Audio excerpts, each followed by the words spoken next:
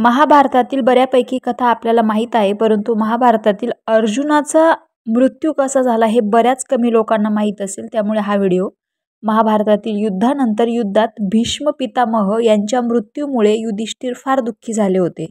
मग महर्षी वेदव्यास यांनी श्रीकृष्ण यांनी त्यांना समजावून सांगितले आणि नीतिमत्वाने राज्य करण्यास सांगितले. महर्षी वेदव्यासांनीही युधिष्ठिराला दुःख कमी करण्यासाठी अश्वमेध यज्ञ करण्यास सांगितले. तेव्हा युधिष्ठिर म्हणाले की यावेळी तिजोरी रिकामी आहे. अश्वमेध यज्ञ करण्यासाठी खूप पैसा आवश्यक आहे, जो अद्याप उपलब्ध नाही. युधिष्ठिर हे बोलणे ऐकून महर्षी वेदव्यास म्हणाले की पूर्वीच्या काळात राजा मारुताने खूप मोठे यज्ञ केले होते. त्या यज्ञात त्यांनी ब्राह्मणांना बरेच सोनं दिलं होतं. सोनं जास्त प्रमाणात असल्यामुळे ब्राह्मण सोबत नेऊ शकत नव्हते. ते सोनं अजूनही हिमालयात पडून आहे. अश्वमेध यज्ञ त्या पैशाने तुला करता येईल. युधिष्ठिरांनाही तेच करण्याचा निर्णय घेतला. युधिष्ठिरांनी अश्वमेध यज्ञ करण्याचे ठरविले. महर्षी वेदव्यास यांच्या आदेशानुसार पांडव हिमालयात गेले आणि तेथे राजा मारुताची संपत्ती मिळवली. ती घेऊन जाण्यासाठी पांडवांनी बरेच हत्ती, घोडे आणि सैन्य घेतले.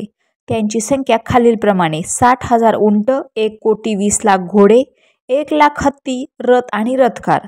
याशिवाय घोडे व मानवांचीही गणना केली जात नव्हती. अशा प्रकारे पांडवांनी हस्तिनापुरात सोने नाणे आणले. शुभ काळ पाहून पांडवांनी यज्ञ सुरू केला आणि अर्जुनाला रक्षक बनवून अश्व सोडला. तो घोडा जिथे गेला तेथे अर्जुन त्याच्या मागे गेला. अनेक राजांनी पांडवांचे अधीन स्वीकारले. त्याचवेळी काहींनी मैत्रीपूर्ण संबंधाच्या आधारे पांडवांना कर देण्याचे मान्य केले. किरत, मालेच्छा आणि यवन इत्यादी राजांनी यज्ञावरचा घोडा थांबविला. मग अर्जुनाने त्यांच्याशी युद्ध केले आणि त्यांचा पराभव केला. अशा प्रकारे अर्जुनाला वेगवेगळ्या देशांच्या राजांशी बऱ्याच वेळा युद्धाला जावे लागले. भटकताना यज्ञाचा घोडा मणिपूर राज्यात पोहोचला. तेथे राजकन्या चित्रागंधा व अर्जुनाचा पुत्र ब्राह्मवाहना नावाचा मुलगा होता. तो त्यावेळी मणिपूरला राज्य करीत होता. वडील अर्जुनाच्या आगमनाची बातमी जेव्हा बभ्रुवाहनाला मिळाली तेव्हा त्याचे स्वागत करण्यासाठी तो शहराच्या वेशीजवळ आले. आपला मुलगा बभ्रुवाहनाला पाहून अर्जुनाने सांगितले की ह्यावेळी यज्ञातील घोड्याचे रक्षण करण्यासाठी मी तुझ्या राज्यात आलो आहे, तरी मी तुला युद्धासाठी ललकारित आहे. ज्यावेळी अर्जुन हे बभ्रुवाहनाला म्हणत होता त्यावेळी नागकन्या अर्जुन पत्नी उलुपी देखील तेथे आली. उलुपी ही अर्जुनाची पत्नीही होती. उलुपीनेही बभ्रुवाहनास अर्जुनाबरोबर युद्धावर जाण्यास उद्युक्त केले. वडील अर्जुन आणि सावत्र आई उलुपीच्या सांगण्यावरून बभ्रुवाहनाने युद्धात सहमती दर्शवली. अर्जुन आणि बभ्रुवाहन यांनी जोरदार युद्ध केले. आपल्या मुलाचे सामर्थ्य पाहून अर्जुन फार आनंदी झाला. बभ्रुवाहनाने अर्जुनावर तीक्ष्ण बाण सोडला. त्या बाणाने दुखापत झाल्याने अर्जुन मूर्छित होऊन पृथ्वीवर पडला. त्यावेळी बभ्रुवाहनसुद्धा खूप जखमी झाला होता.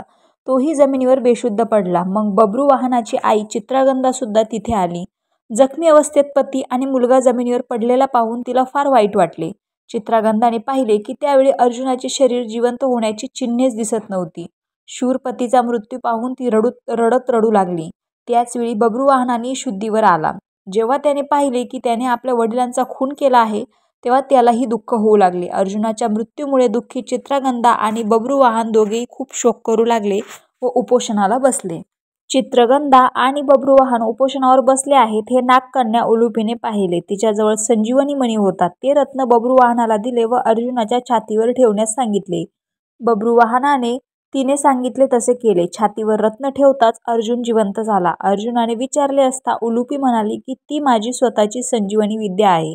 भीष्माचा छळ करून खून केल्यामुळे एका वसूचा म्हणजे एक देवतेचा प्रकार आहे, त्याचा खून केल्याचा शाप तुला लागला होता. आज तुम्ही त्या शापातून मुक्त झाला आहात, असे उलुपीने अर्जुनास सांगितले. यानंतर अर्जुन पुन्हा अश्वमेध घोडा घेऊन पुढे निघाला. रामकृष्ण हरी.